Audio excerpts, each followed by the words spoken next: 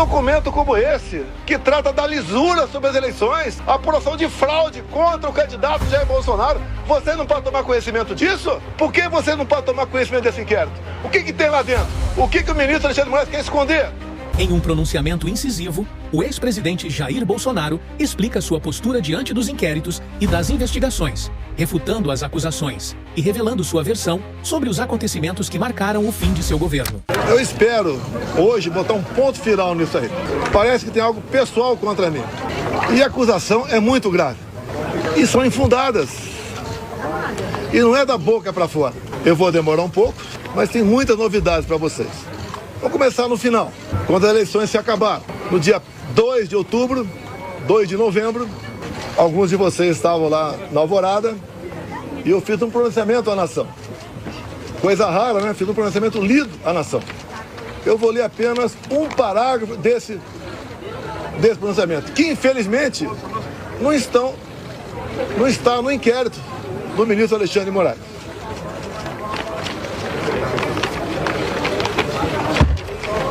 Lá, ó, terceiro parágrafo, bem curtinho.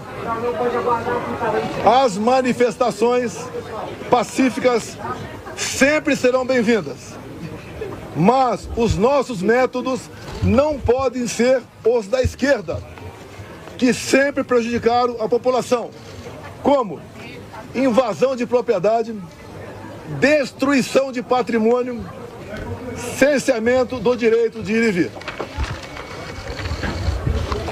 Ato contínuo, começamos a transição.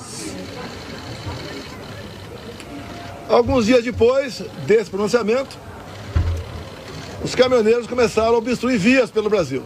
Eu fiz um vídeo pedindo para que eles se desmobilizassem. Eu não tinha intenção nenhuma em parar o Brasil, criar o caos, ou estava pensando em outra coisa.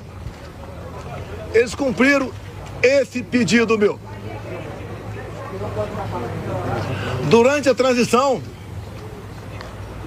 conduzida pelo senador Ciro Nogueira, tive um encontro no começo de dezembro, no Alvorada, com o escolhido futuro ministro da Defesa, José Múcio. Ele foi pedir um apoio para mim, para que tivesse mais acesso aos respectivos ministérios. No dia seguinte, ele foi atendido em tudo. Voltou depois a entrar em contato conosco e pediu que eu nomeasse os comandantes militares indicados pelo presidente eleito Lula da Silva. Foi que eu fiz. Em dezembro, nomeamos 2 comandantes. O outro saiu mais no final. Atendi ao presidente Lula. Se tivesse qualquer ideia de força, não deixaria os comandantes do Lula assumir. 30 de dezembro de 22, o dia que eu viajei para os Estados Unidos. Mas, antes de viajar, eu fiz uma live que, lamentavelmente, não estão nos inquéritos do senhor Alexandre de Moraes. Como hoje eu vi na mídia, já que eu não estava lá, advogados reclamando de um vídeo que ele botou, mostrando a parte mais agressiva, vamos assim dizer, do quebra-quebra. E quando se fala em quebra-quebra, o próprio Zé Múcio, há pouco tempo, no programa Roda Viva, falou que o que aconteceu de 8 de janeiro não foi golpe. Como o ex-presidente Temer falou a mesma coisa. Como o ex-ministro Jobim também falou. Depois ele voltou atrás.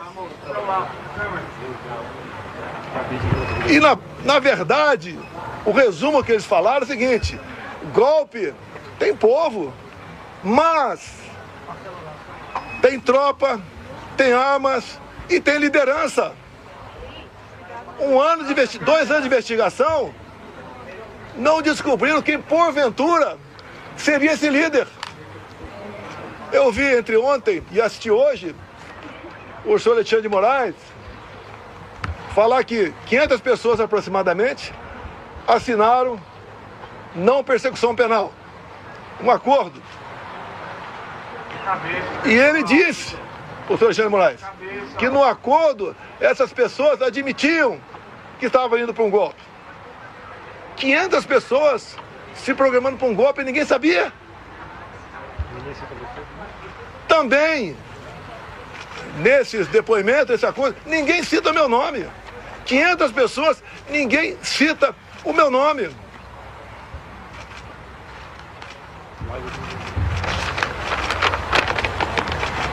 Vamos aqui para a live de 30 de dezembro. O dia que eu viajei para os Estados Unidos. Um pedacinho bem curto aqui. Mas, lamentavelmente, as imagens não estão no inquérito do Alexandre de Moraes. Ele bota o que ele quer lá. Por isso, seus inquéritos são secretos ou confidenciais. Na live. E repito, em nenhum momento fui procurado para fazer nada de errado. Violentando, seja o que for. Eu entendo que fiz a minha parte. Estou fazendo até agora a minha parte. Hoje são 30 de dezembro. Até hoje eu fiz a minha parte dentro das 4 linhas. Não vamos achar que o mundo vai acabar dia 1º de janeiro. Vamos pro tudo ou nada. Não! Não tem tudo ou nada. Inteligência. Mostrar que somos diferentes dos outros. Nós respeitamos as normas, as leis, a Constituição. Nós sabemos dar valor à liberdade. Talvez isso seja o de mais importante.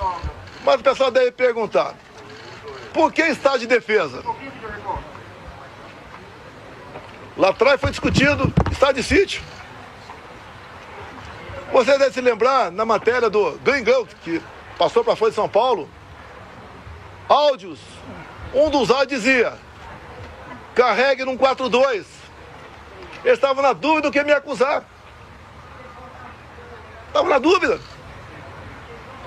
Ele achou naquele momento que era melhor falar que queria dar um golpe usando o artigo 142 da Constituição. E agora, entre ontem e hoje, palavras do ministro relator, ficou convencionado por ele, estado de defesa. E o decreto estava pronto para assinar. Seria então, se eu assinasse, o início do golpe. Segundo o ministro relator, configurou-se o golpe a partir desse momento. Mas, antes de hipotética assinatura de um decreto de estado de defesa, como está no artigo 136 da Constituição, o presidente da República tem que convocar os conselhos da República e da Defesa. Aí seria o primeiro passo. Não adianta botar um decreto na frente do presidente de estado de defesa e assinar, está resolvido. Não convoquei os conselhos da República e da Defesa. Nem as preparatórias houveram para isso. Se é que você trabalhar com o dispositivo constitucional, é sinal de golpe. Golpe não tem lei, não tem norma. Golpe tem conspiração com a imprensa, com o parlamento, setor do poder judiciário, setor da economia, fora do Brasil. Forças Armadas em primeiro lugar, sociedade, empresários, agricultores. Aí você começa a gestar um hipotético golpe. Nada disso houve. Agora, por que se comentou estado de defesa e estado de sítio? Para a gente desmontar de vez essa história de golpe em cima de um dispositivo constitucional. 2014, acabaram as eleições, Dilma ganhou de Aécio Neves. O que o PSDB fez? Contratou uma auditoria externa. Talvez para dar mais credibilidade ao parecer final. Conclusão, parecer final da auditoria externa contratada pela PSDB sobre eleições. As urnas são inauditáveis. Não sou eu que disse isso. Isso foi em 2015.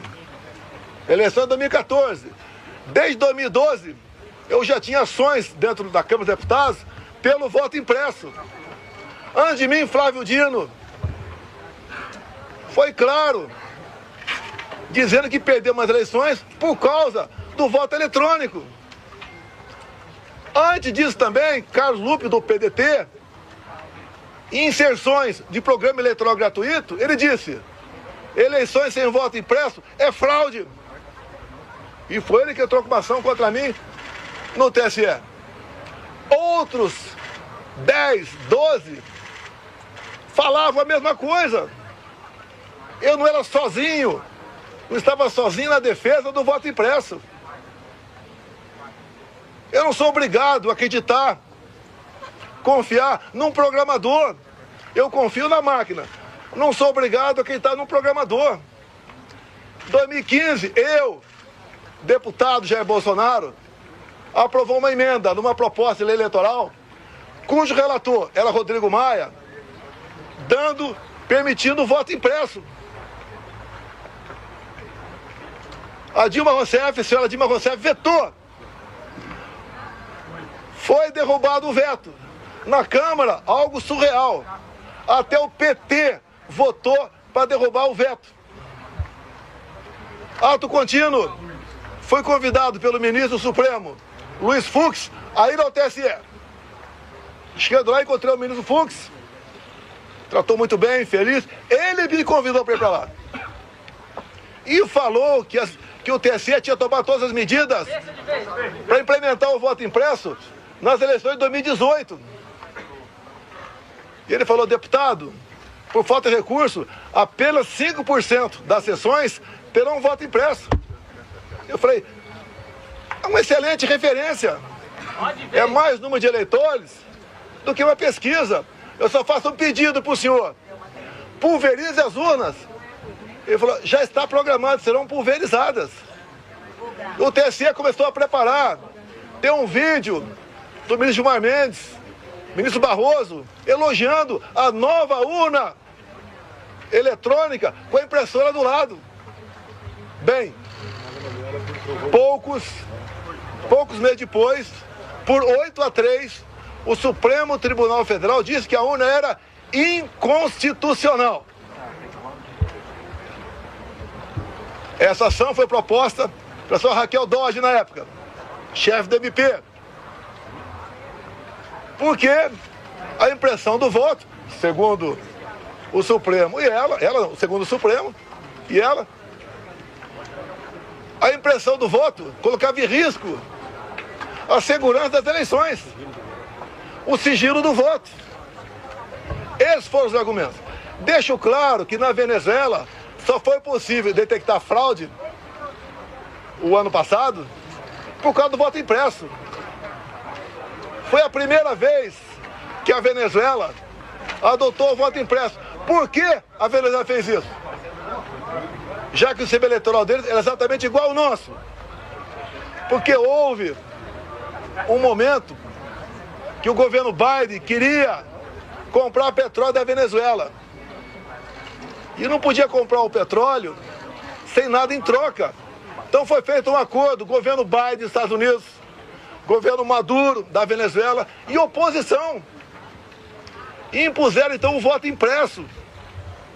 Ele foi testado a primeira vez em dezembro do ano retrasado, na Venezuela, num referendo, se podia ou não invadir a Guiana para tomar posse da região de Essequibo, que depois que apareceu o petróleo, a Guiana ficou um país cobiçado. E o Maduro, quando foi votar no referendo, falou: aqui você vota sim, sim, sim, sim, papelzinho, não é igual a outro país, é papelzinho dentro da urna. E o Maduro aceitou por que o voto impresso? Já queria ter problema com a Maria Corina ou com o Capriles, os maiores adversários dele naquele momento. O que ele fez? Tornou-os, Maria Corina e Capriles, inelegíveis por 15 anos. Qual a acusação? Atos antidemocráticos. Subiram no carro do som e criticaram o governo Maduro. Isso passou a ser ato antidemocrático. A gente começa a lembrar um pouquinho do Brasil ou não? As duas oposições mais fortes, fora da ficha eleitoral, o Maduro pensou que fosse entrar em campo e ganhar por WO. A Maria Corina organizou seu partido, organizou bases, fez movimento por toda a Venezuela, muito parecido com o meu aqui, onde a multidão ia atrás. 300 mil mortes em São Paulo, milhares de pessoas por todo o Brasil. Tiveram as eleições. A Maria Corina se organizou, não vou entrar em detalhe aqui, se organizou. Quando começou a apuração, chegando na casa de 70%, o que o Maduro fez? Suspendeu. E logo depois, se autodeclarou eleito presidente da Venezuela, ou melhor, reeleito. Mas a oposição tinha boletim de urna, tinha atas. E essa questão se alastrou fora da Venezuela. Chegou-se à conclusão, então, que tinha havido fraude por parte do Maduro. E tinha que encerrar as eleições por ali, caso contrário, ia dar a vitória do Edmundo, o candidato da Maria Corina. E dali para frente vocês sabem a história. O governo brasileiro, o PT reconheceu a vitória do Maduro. O governo brasileiro, Lula da Silva já, não quis reconhecer. Houve um entreveiro entre ambos. O Maduro falou em certo momento: a sua justiça eleitoral reconheceu você vitorioso aí. A minha reconheceu aqui. Fique quieto ou vou falar. Palavra do Maduro. O voto impresso é um direito. Como a contagem pública de votos tem que ser feita. A Alemanha não aceitou o voto igual ao nosso. Presidente, sobre a decisão de hoje... Não. Desculpa aqui. Eu não vou atender, com todo respeito a você, não vou te atender aqui. Tá? Tá ok. Depois eu fico aberto a... Então o voto impresso, mais de 400 deputados derrubaram o veto em 2016 para 2017. Eles estavam atacando a democracia, quem votou para derrubar o veto, atentaram contra o Estado Democrático de Direito. Agora vamos num ponto nevrálgico aqui sobre o voto impresso. Quando acabaram as minhas eleições, a última agora, em 22, o meu partido peticionou o TSE. No dia seguinte, o ministro-presidente do TSE, Alexandre de Moraes, não aceitou, mandou o arquivo e nos deu uma multa de 22 milhões de reais. Alguém já viu um advogado ser multado por aí? Por peticionar alguém do Poder Judiciário? Se ele tivesse recorrido, a multa poderia passar para 200 milhões. Ou até mesmo, quem sabe, caçar o registro. Então, não tínhamos como discutir dentro da justiça eleitoral essa questão. Vamos voltar um pouquinho para 2018. Depois voltar para 22. 2018. Eu ganhei no segundo turno. Uma enxurrada de votos. Teve a facada. Mas,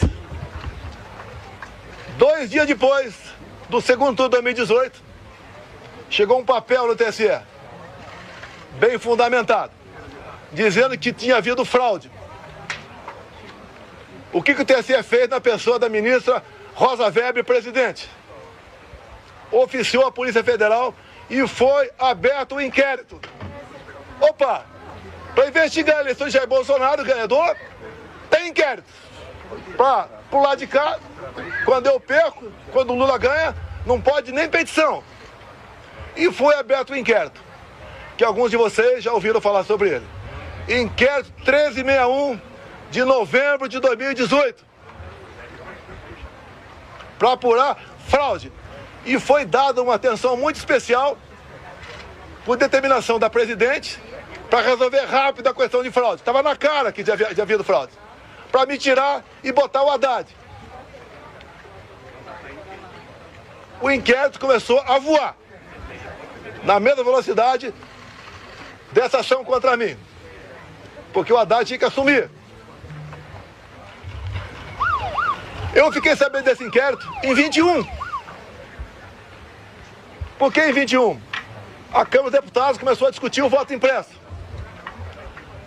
A autora da PEC, Bia Kicis, Relator da PEC, Felipe Barros, do Paraná. Alguém falou de inquérito 1361 que até aquele momento eu não sabia. A comissão especial votou um requerimento e aprovou por unanimidade para buscar esse inquérito na Polícia Federal. E o Felipe Barros teve cuidado, quando pediu esse inquérito, se havia algo reservado, algo que tivesse alguma classificação sigilosa para não divulgar. A resposta do delegado, não. O inquérito chegou na mesa, então, da presidente da comissão especial, Bia Kiss. Foi distribuída cópias para todo mundo. Um documento ostensivo. Eu também tive acesso. Aí, então, começou algo realmente inacreditável. O que estava dentro do inquérito? Ato contínuo, em 22, teve uma reunião com os embaixadores do ministro Fux, com o ministro Fachin do TSE. E ele acabou essa reunião com os embaixadores dizendo o seguinte, algo parecido com o seguinte, senhores embaixadores, tão logo o TSE anuncia o resultado, os senhores devem, junto aos seus respectivos chefes de Estado, reconhecer imediatamente o ganhador das eleições. No mínimo, sinal amarelo. Fosse quem quer, eu ou Lula, é para reconhecer imediatamente? Reunir com embaixadores é uma política privativa do presidente da República. Ele não podia ter feito isso. Conhecedor do inquérito 1361, convidei os embaixadores, 2 meses depois, a comparecer no Alvorada. Convidei o ministro Fachin a comparecer também, é tudo aberto, dentro das 4 linhas. Ele não foi. Ali eu mostrei o que era o inquérito 1361. Eu não posso falar para vocês aqui, só precisa 3 páginas, porque esse inquérito, depois que eu falei sobre ele, ele teve a classificação sigilosa de confidencial, ou seja, secreto. Tudo que acontece aqui por parte do Alexandre de Moraes é confidencial, é secreto. 8 delações do CID, secreto. E o que está lá dentro? Que vocês podem pedir via lei à Justiça Eleitoral. Quem já pediu já sabe que é negado o acesso. Mas espera aí. Fala-se tanto em democracia, Estado Democrático de Direito, um documento como esse, que trata da lisura sobre as eleições, a apuração de fraude contra o candidato Jair Bolsonaro, você não pode tomar conhecimento disso? Eu aprendi desde jovem que a alma da democracia é o voto. E o voto contabilizado. Por que você não pode tomar conhecimento desse inquérito? O que tem lá dentro? O que o ministro Alexandre de Moraes quer esconder?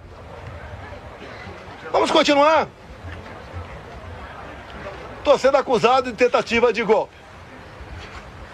Algo, o pessoal deve ter percebido, da forma tão incisiva como o ministro Alexandre de Moraes conduz, ou se conduz, tem algo esquisito por aí. O que ele quer esconder? Apenas o inquérito 1361? Eu digo que o inquérito 1361 é 99%. Mas vamos lá. Houve interferência no TSE nas eleições de 22 ou não? Não vamos falar em fraude, possível fraude aqui. Esqueçam. 100% confiável as urnas. Mas vamos abrir o inquérito 1361. Durante as eleições de 22, o TSE influenciou, jogou pesado contra eu e a favor do candidato Lula. Eu não pude mostrar imagens do Lula defendendo o aborto. Eu não pude mostrar imagens do Lula falando que o pobre coitado rouba um celular para tomar uma cervejinha. Eu não pude mostrar imagens do 7 de setembro. Imagens do enterro da Rainha Elizabeth. De parte do meu discurso na ONU. O Lula ao lado de ditadores. Eu não podia mostrar nada. Eu não pude mostrar imagem do Lula com o gorro CPX na cabeça. Que eu me reuni com embaixadores aqui. Ele foi no Morro do Alemão, se reunir com líderes comunitários que só são eleitos com apoio do tráfico. Eu não pude mostrar nada. Na reta final, 1,5 milhão de inserções da rádio foram negados. Nordeste especial, a grande parte lá não apareceu. E como fomos reclamar, ainda fomos advertidos. Culpado a nós.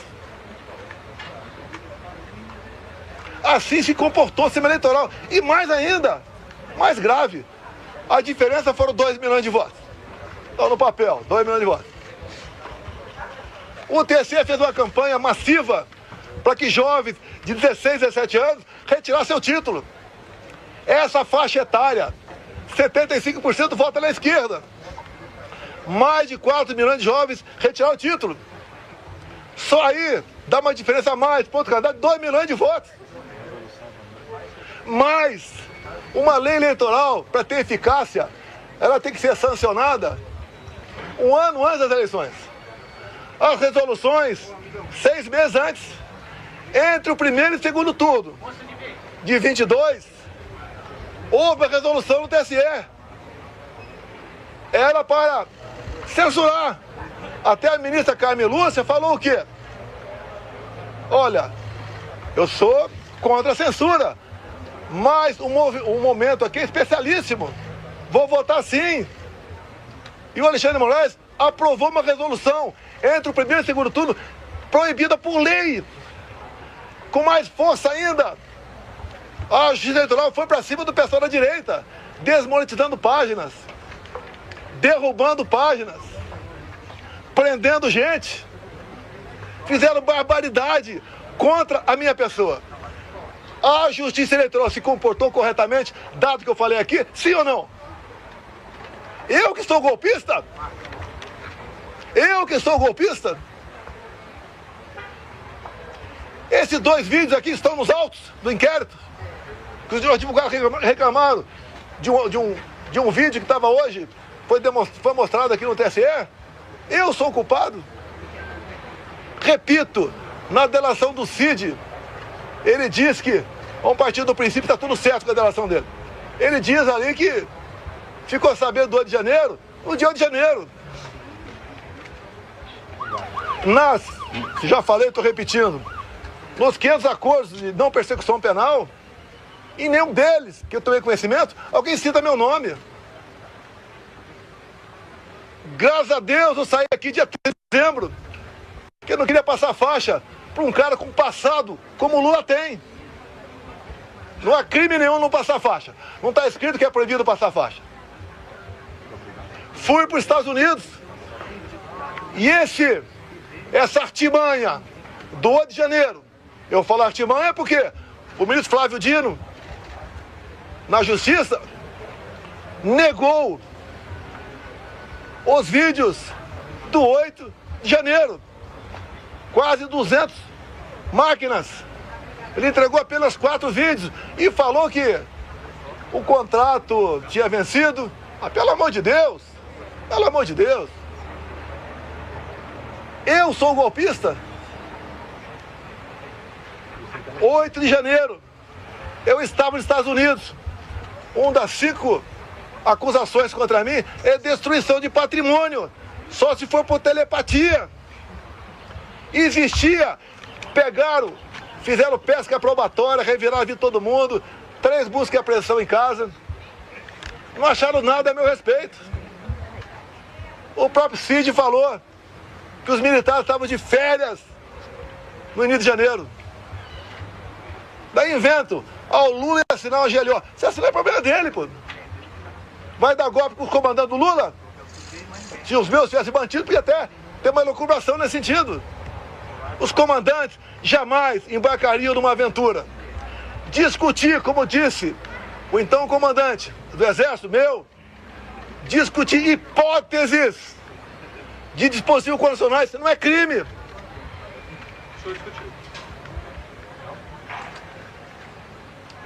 Você não vai me tirar do sério.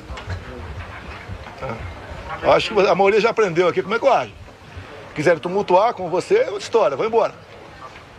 Vou abrir a pergunta para vocês.